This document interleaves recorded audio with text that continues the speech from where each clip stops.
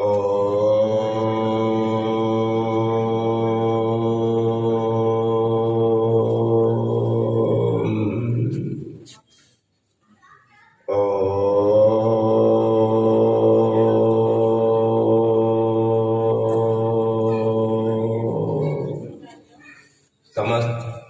उपस्थित पवित्र आत्मा सादर नमन।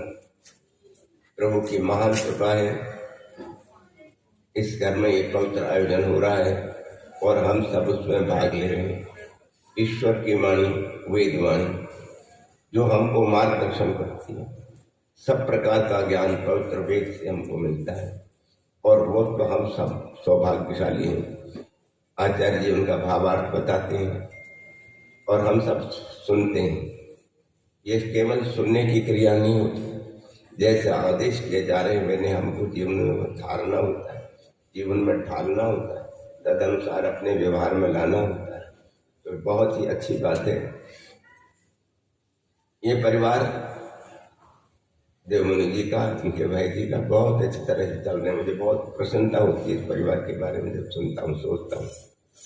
और ये आदर्श परिवार है, सबको उनका अनुकरण करना चाहिए। सबके घरों में ऐसी यज्ञ होने चाहिए। साल में 6 महीने में कुछ न कुछ करते रहे, विद्वानों को बुलाएं, अपने बच्चों की झिझक नहीं लगी। अपने घर में हमारे जो वो होते हैं, हमारे धर्म गुरु होते हैं, धर्म मार्ग पर चलाने वाले हैं, तो उनसे हमारी समीपता होती है और हमारा मंगल होता है।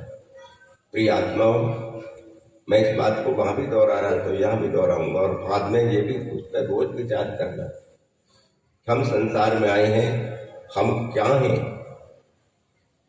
हाथें, पैरें, सिरें, शरीरें, आत्माएं, मन है, बुद्धि है, इंद्रियां क्या है? हम तत्व थे, हम आत्मा है।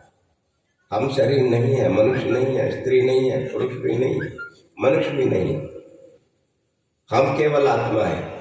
हमारे कर्म के अनुसार भगवान ने वर्तमान में मनुष्य का शरीर पहनाया है हमको। हमने नहीं बना लिया, माँ भी नहीं बनाती, पिता नहीं बनाता। माँ बाप की एक क्रिया होती है, निर्माण सबका भगवान कर। जैसे मेरे कारण थे, बिल्कुल ऐसी ही जगह भगवान हमको जन्म देता है। इस ब्रह्मांड में असंख्यात लोग हैं, जातियों में जन्म लेते, असंख्यात, गिन नहीं सकते। आज का नासा का वैज्ञानिक कहता है कि हमारी आकाश गंगा में 3 खरब से भी ज्यादा संख्या है, सूर्य परिवार सौर मंडल में 3 खरब से भी ज्यादा। और ऐसी आकाश गंगा हमने 10 अरब से भी ज्यादा अपने टेलीस्कोप में टिक मार की और आगे हम नहीं जानते कितनी है, क्योंकि हमारी टेलीस्कोप की पहुंच इतनी है, आगे हम नहीं जानते। तो उस परमात्मा की कोई सीमा नहीं जान सकता, अनंत है वो, अनंत अनंत। इतने सब लोगों को, हमारी पृथ्वी में कितने जीव होंगे कल्पना कीजिए, कोई गिन नहीं सकता। 1000 लाख करोड़ अरब खरब नहीं, गिन नहीं सकता। इतने जीव, इतनी आत्मा एक पृथ्वी में, तो उतने लोगों में कितने हो जाएंगे, गिन नहीं सकते। और वो परमात्मा सबके कर्मों को जान रहा है, सुन रहा है, देख रहा है, वैसी वैसी जगह हमको जन्म देता है। कर्मानुसार उन योनि में जन्म देता है। वर्तमान में मनुष्य शरीर, हमें गाय के शरीर में हमको गाय कहते हैं, कुत्ते के शरीर में कुत्ता कहते हैं, चिड़िया पक्षी के शरीर में पक्षी कहते हैं। हम आत्मा है केवल तक। आत्मा जड़ पदार्थ है, शरीर न आत्मा चेतन है, शरीर जड़ है, एक साधन है। जैसे ये साधन है, इसको कुछ ज्ञान होता है? कुछ भी ज्ञान नहीं होता। ये क्या बोल रहा है इसको कुछ पता नहीं, इसको क्या बोला जा रहा है इसको कुछ पता नहीं, इसका प्रयोजन क्या है ये भी नहीं जानते। ये यंत्र है। ऐसे ही शरीर भी मेरा यंत्र है, इंद्रियां भी मेरी यंत्र है, मन भी यंत्र है, बुद्धि भी यंत्र है, ये यंत्र है।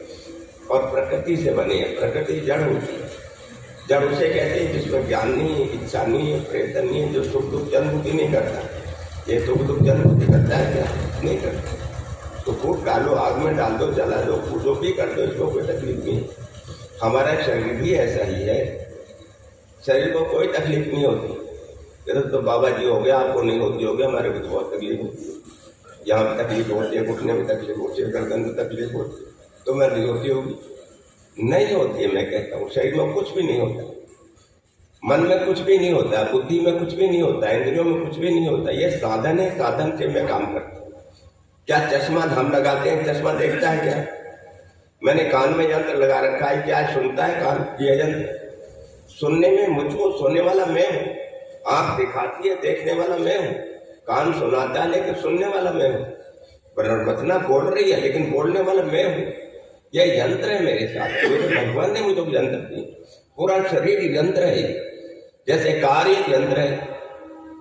कार को कुछ ज्ञान होता है, पंचर हो गया, कार को कुछ ज्ञान होता है, चोट लगी टूट गई, कुछ भी ज्ञान नहीं होता। ऐसे ही साधन भी, ये शरीर मेरा साधन है, हम इसमें बैठ के सब काम करते हैं। मनुष्य योनि वो योनि है जहां हम कर्म करके मुक्ति का अधिकारी बनते। अपने कर्मों को देखिए, ये सब कहाँ मिले हमको? यहीं मिले। माँ बाप कहाँ मिले? यहाँ मिले। पति पत्नी कहाँ मिले? यहाँ मिले। संतान कहाँ मिले? यहाँ मिले। ये भ्रातृ, ये गोत्र, ये वंश, ये कुल, ये कहाँ मिले? ये सब शरीर के हैं। जितने भी ये संबंध है शरीर के हैं। हम शरीर जो से अलग आत्मा है। ये शरीर जिस घर में पैदा होगा वही मेरा घर है, वही मेरे माँ बाप है, वही मेरी पत्नी है, वही मेरा पति है, वही मेरे बच्चे हैं, वही मेरा गोत्र है, वही मेरा वंश है, वही मेरा कुल है, वही मेरी बिरादरी है। यह सब शरीर के संबंध है और शरीर नाशवान होते हैं। किसी का शरीर सदा रहता है क्या? क्यों जी? किसी का शरीर सदा नहीं रहता। और जितने भी चेंजेस हैं, जितने भी परिवर्तन है शरीर में होते हैं।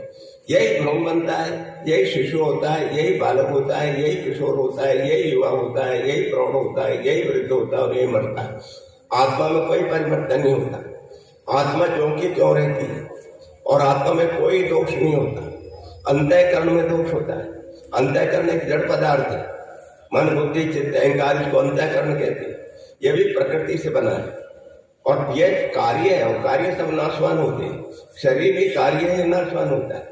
और परार्थ होता है संघात परार्थ। सूत्र है योग दर्शन का, संघात परार्थ। जो संघ से बना वो पर के लिए होता है। मकान ईट पत्थर लोहा जोड़ के बनाया, मकान के लिए होता है क्या? नहीं, इसमें ये जोड़ा है, ये जोड़ा है, ये जोड़ के बनाया तो ये इसके लिए नहीं। बाजे में कितनी सारी चीज मिला के बनाया तो बाजा बाजे के लिए नहीं। यह जो जितनी चीज जोड़ के मिलती है वो पर के लिए होती है। आत्मा जोड़ के बनी है क्या? आत्मा अलग एक तत्व है, हम सबके सब अलग अलग तत्व है। परमात्मा एक तत्व है, वो परमाणु से नहीं बना भगवान। प्रकृति के परमाणु से सारा संसार बना। हमारी शरीर बनी है, इंद्रियों भी बन रही है, मन भी बना है, बुद्धि भी बनी है, सब प्रकृति से बनी है। और जो बनी है एक दिन नष्ट हो जाएगी, सदा रहेगी क्या? कुछ भी सदा नहीं रहता है। जो बना है वो नष्ट होगा। जिसका संयोग होगा वियोग होगा, नियम है भगवान। जो भी संयोग होगा वो नियम होगा। पति पत्नी मिले अलग होंगे, माँ बाप मिले अलग होंगे, संतान मिले अलग होंगे, गुरु शिष्य मिले अलग होंगे। भगवान ही है कि जो कभी अलग नहीं होता। पहले भी हमारे साथ था, अब भी हमारे साथ और आगे भी साथ रहने वाला। एक केवल ईश्वर है जो हम सबके साथ रहता है। एक क्षण भी, एक कण भी उसके बगैर और उसके बिना नहीं रहता। सब जगह, सब काल में, सब देश में, सब परिस्थिति में भगवान हमारे साथ रहता है। उससे निकट कोई भी नहीं है। परमात्मा सबसे निकट है। पत्नी बाहर है, पति बाहर है, माँ बाप बाहर है, बेटा बेटी बाहर है, गुरु शिष्य बाहर है, लेकिन परमात्मा मेरे इंद्रियों में भी है, शरीर में भी है, मन में भी और मुझ आत्मा में भी। सबसे निकट संबंध हमारा है परमात्मा। था, है और रहेगा। पर हम अभागे होते हैं, संसार को विषय बनाते हैं, परमात्मा को भूले रहते हैं। सोचिए अपने जीवन में कितना चिंतन करते हैं भगवान, कितना सोचते हैं, कितना विचार करते हैं। संसार घुसा रहता है सुबह से शाम। मेरी इतनी कोठियां होगी, इतनी मेरी हजारों बीघे मेरी जमीन है, इतनी बड़ी बड़ी बागान है, इतनी बड़ी बड़ी सामान है मेरे पास, इतना बड़ा बैंक बैलेंस है मेरे। मैं इनका मालिक हूँ। मालिक होते हैं क्या हम? कोई किसी का मालिक नहीं होता। क्या दिन के मालिक हो? जब तक सांस चल रही है। कौन सा क्षण अंतिम हो जाए तो कोई भी नहीं जानता। अभी सांस है, दूसरा आएगा कि नहीं आएगा, किसके पास होगा?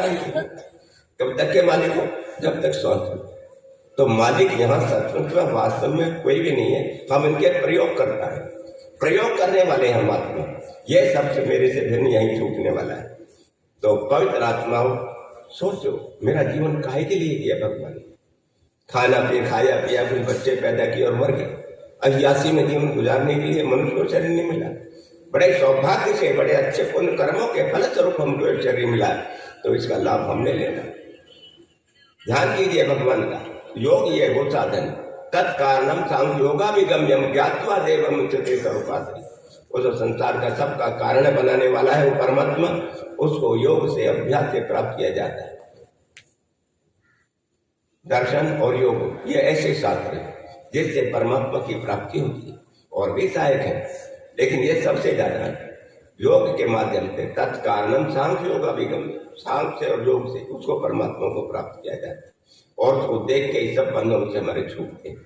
ईश्वर को जानना है, नित्यम प्रति ध्यान करना है, सोच करना, चिंतन करना है, जप करना है, भगवान से जुड़ना है, यज्ञ आदि श्रेष्ठतम करना, बहुत महत्वपूर्ण कर्म ये यज्ञ सबके जीवन में आना चाहिए। प्रेरित कीजिए अपने संतान को, अपने बच्चों को, अपने परिवार को, लगाइए इस पुण्य कर्म में, हमारा सबका मंगल होगा, राष्ट्र उन्नत बनेगा, रोग संसार के दुख दूर होंगे, हमारे अंदर परिवर्तन हो जाएगा, अंदर परिवर्तन हो जाएगा। ये बाहर का तो लाभ होता ही है, ये वायु शुद्ध होकर सबको जीवन दिया आपने, प्राणी मात्र को बिना बिना भेदभाव के, मित्र शत्रु गधा घोड़ा कुत्ता बिल्ली मच्छर मक्खी पेड़ पौधे जितने भी प्राणधारी आपने सबको जीवन दिया है।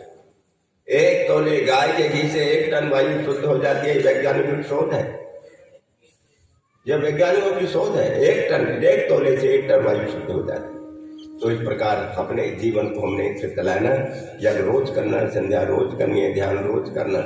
नहीं आता तो सीखिए, किसी के चरण में जाइए, नजदीक बैठिए, थोड़े दिन रहिए साथ और सीखिए कैसे ध्यान करते हैं, कैसे ईश्वर की प्राप्ति होती है, किन किन विकारों को निकालना है, किन किन अच्छी चीजों को धारण करना है।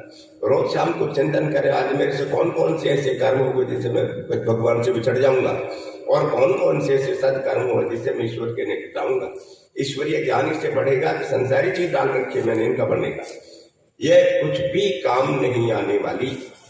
जितनी भी संपदा है, एक कौड़ी भी जाती है साथ किसी के, हाँ जी, एक कौड़ी जाती है किसी के साथ नहीं, कुछ भी नहीं जाता, यहीं धरा रह जाएगा, साथ कुछ भी नहीं जाएगा।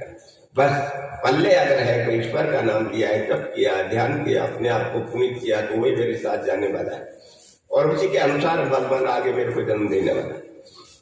भगवान से कुछ भी छुपा के कोई कहीं भी नहीं कर सकता। आप माँ बाप से छुपा सकते हैं, पत्नी से छुपा सकते हैं, पत्नी से पति से छुपा सकते हैं, समाज से छुपा सकते हैं, पुलिस की आंखों में धूल झोंक कर उसके सामने आप कुछ करके ले जा सकते हैं, लेकिन ईश्वर को कोई भी धोखा नहीं दे सकता। सबको यथावत जान रहा है, सुन रहा है, देख रहा है और पूरे ब्रह्मांड को एक साथ सब जगह देख रहा है। इतना मशाल, इतना महान है परमात्मा और दया का फिर भी सागर। भगवान कहते हैं एकदम न्यायकारी कह, तो एक तरफ दया कह रहे हो, ये कैसे संभव है? बिल्कुल संभव है। देखिए, सबको एक सी धूप मिलती है कि नहीं मिलती, चाहे आप अमीर हैं या गरीब हैं, पढ़े लिखे हैं या मूर्ख हैं, एक सी धूप मिल रही है, एक सी वायु मिल रहा है, एक सो जल मिल रहा है, सबको एक है नहीं भैया कि भगवान की दया। वेद सबके लिए आप पढ़ने वाला पुरुषार्थ कर ले, प्राप्त कर ले, साधना का पथ सबके लिए खुले, आप सुनती, आपकी पूरी छुट्टी है, हमको मनुष्य दिया और पूरी छुट्टी दी है, कैसा करेगा फल तुमको। मैंने आपको श्रेष्ठतम चीज दे दी, इसका उपयोग जैसा तुम करोगे फल मैंने देना। भगवान की आज्ञा है कि अच्छे कर्म करो, सत्कर्म करो, पुण्य के कर्म करो, सबको सुख दे। किसी को भी हमने दुख नहीं देना, किसी भी जीव को, किसी भी प्राणी को मेरी वजह से दुख ना। अगर मैं किसी को भी दुख दे रहा हूं, मैं धार्मिक व्यक्ति नहीं, मैं ईश्वर के पथ पे नहीं। अपने को ईश्वर के पथ पे ले जाना हमारा कल्याण होगा। भगवान हमको शक्ति दे, सामर्थ्य के प्रभु सबके मन को ऐसा बनाए, सबके अंदर में भाव उठे, आप ये उद्गार उठे, उनको उद्गारों को उठा के धन्य हो जाए।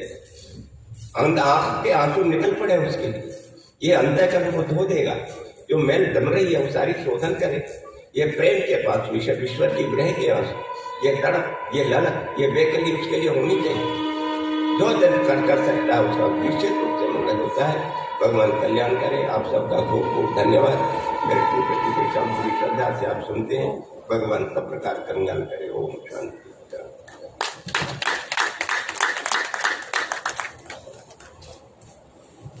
खूब खूब